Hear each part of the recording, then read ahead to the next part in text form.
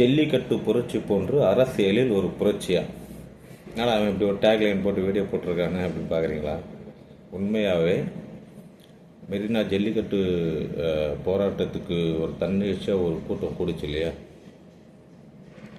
அந்த அளவுக்கு ஒரு தன்னிச்சையான கூட்டத்தை இன்னைக்கு தாவேகா மாநாட்டில் பார்க்க முடியுது.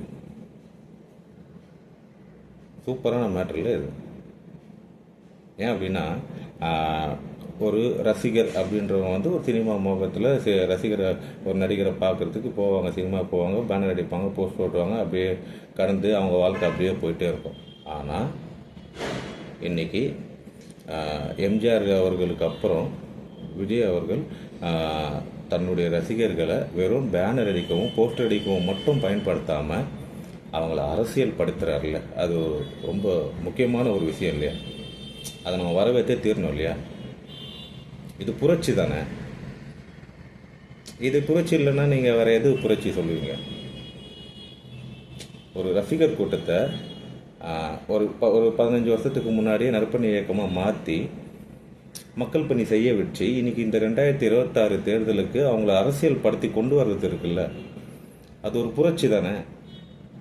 அது சில பேர் விமர்சிக்கும் போது அது விஜய் அவர்களை வந்து ஒரு நடிகர்ன்ற ஒரு ஒரு ஒத்த பாயிண்டில் வந்து அவங்கள வச்சு கொச்சைப்படுத்தி பேசுகிற போதெல்லாம் ஒரு மாதிரி ஏன் இது நடக்குதுன்ற மாதிரி இருக்குது.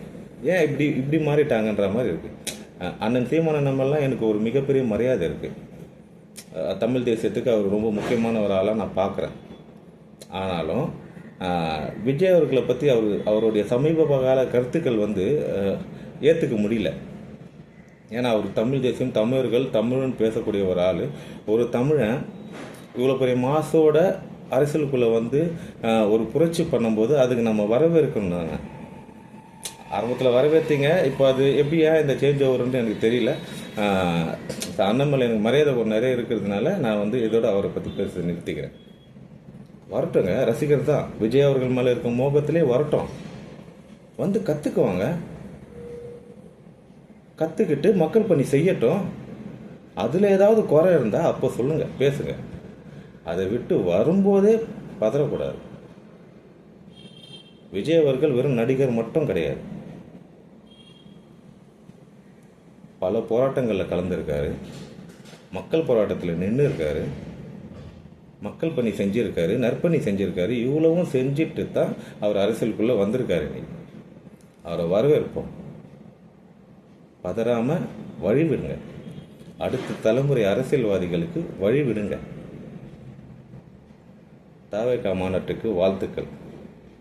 நன்றி.